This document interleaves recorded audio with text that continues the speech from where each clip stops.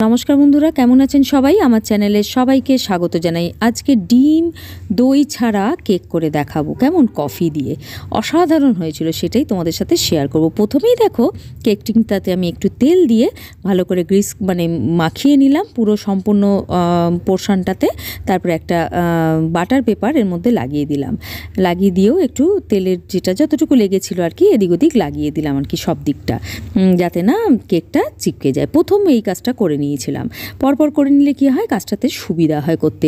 তারপর একটা পাত্রে নিলাম হাফ কাপ দুধ, গরম দুধ নিয়েছিলাম কেমন, আর কফি নিয়েছি। দেখো একটু ওইখান থেকেই দুধ তুলে নিলাম যাতে মেজারমেন্টটা আমার ঠিক থাকে। 3-4 চামচ মতন তুলে নিয়েছিলাম। এই কফিটাকে খুব ভালো করে গুলে নিয়েছিলাম, বা যাতে, কারণ কি ডালা ডালা লামসের মতন হয়ে যেতে পারে, কফি গুলতে সময়ও লাগবে, তাই গরম দুধে এটাকে ভালো করে একটা জায়গায় গুলে নিলাম। আর এখানে দিলাম হাফ কাপ মতন চিনি দুধের মধ্যে, গরম দুধের মধ্যে।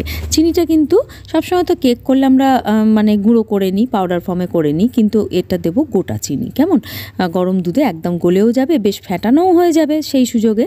তো সেই রকম দিলাম। আর এই দেখো এখানে এইটাও ভালো করে গুলিয়ে নিচ্ছি, চিনিটা ততক্ষণ একটু ভিজে যাক, নরম হয়ে যাক গরম দুধে, তারপরে আবার ওটাকেও গুলিয়ে নেবো। এটাকে ভালো করে একদম মেখে নিলাম, করে নিলাম আর কি, গুলিয়ে নিলাম। আর এটাও দেখো চিনিটাও ভালো করে মিশিয়ে নিচ্ছি একদম, ভালোভাবে পুরো এটাকে চিনিটাকে মিশিয়ে নিতে হবে ঠিক এই মতো।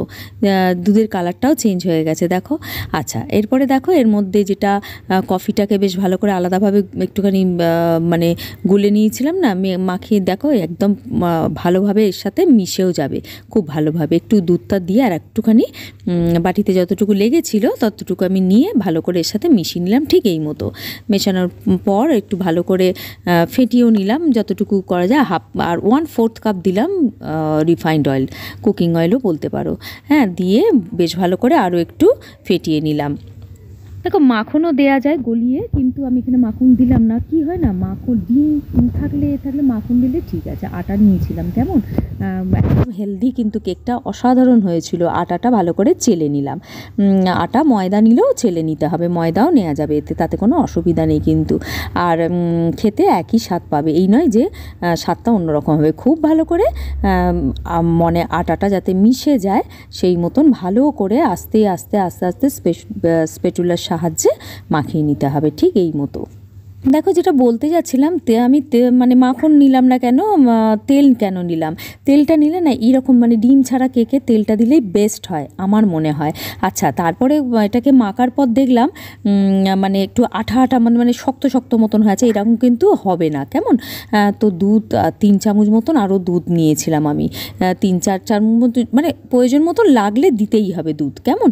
আটা নিয়েছি তো হয়তো, আর শীতকাল এখন একটু হয়তো জলটা টানে, তো দুধটা তাই টেনে নিয়েছে কিছুটা মনে হলো আমার যেটা। হ্যাঁ, তো দেখো মোটামুটি আমি 3 চামচ মতন বড় চামচে দিয়েছি, কিন্তু দিয়ে একটু রিবনের মতন পড়বে, ভালো করে করে নিতে হবে, না হলে কিন্তু শক্ত হয়ে যাবে, না হলে নরম হয়ে যাবে। এরকমভাবে কেকটা এই দেখো এরকমভাবে পড়বে, তাহলে আমাকে তো দুধ দিতেই হবে। এটা তো বুঝিয়েই দিলাম তোমাদের ভালোভাবে, যাতে কেকটা খুব সুন্দর তৈরি হয়, তাই আমি বললাম ঠিক এই মতন পড়বে পরপর রিবনের মতন কেমন। তো দুধ দিয়ে একটুখানি এবার যে জিনিসটা দিয়েছিলাম ইনো, হ্যাঁ ইনো দিয়েছিলাম, যে কোনো দেখো লেমন ফ্লেভারের যেটা দিয়েছিলাম এর মধ্যে একটু অ্যাক্টিভেট করার জন্য আমি এর মধ্যে একটু দুধ দিলাম, দিয়ে ভালো করে মিশিয়ে নিলাম। বেশিক্ষণ মেশানোর খুব একটা ফ্যাটানোর কিন্তু দরকার নেই, জাস্ট মিশিয়ে নিলেই হবে, অসাধারণ হবে। তুমি একটু ইনো দিয়ে করে রেখো, তোমার দুধ ডিম বা অনেক সময় তো ভিনিগার দিয়ে করা হয়, কিছু লাগবে না, ব্যাস টিনের মধ্যে এটাকে ঢেলে দিতে হবে। দেখো পড়বে যখন, তখনও রিবনের মতন, তাহলেই বুঝতে পারবে যে ব্যাটারটা একদম কমপ্লিটভাবে তৈরি হয়ে গেছে। কোনো চিন্তার কারণ নেই যে কি হবে না হবে, শক্ত কিন্তু এটা হবে না, এরকমই হবে। একটু ড্যাব ড্যাব করে করে নিলাম, ঝাঁকিয়ে নিলাম, যাতে করে সম পরিমাণ সব জায়গায় চলে যায়। আর দেখো এই মতন একটু না চিনে বাদাম দিয়েছিলাম, তোমরা যে কোনো ড্রাই ফ্রুটস দিতে পারো, কিন্তু এটা অপশনাল কেমন।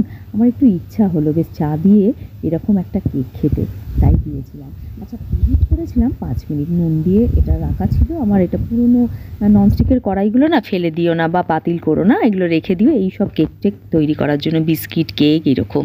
ব্যাস 35-40 মিনিটস। হ্যাঁ, একটু দেখো জিনিসপত্রের জন্য মানে যে জায়গায় পাত্রে গরম করা হচ্ছে সেটা একটু 19-20 হতেই পারে, তার জন্য 35-40 মিনিটস। আমার কিন্তু 40 মিনিট লেগেছিল। কেমন, এবার দেখো নাবিয়ে নিয়ে এসে আমি সাইডগুলো একটু ছোটো ছুরির সাহায্যে একটু এরকম করে নিলাম যাতে এটা টপ করে খুলে আসে, আটকে না যায়।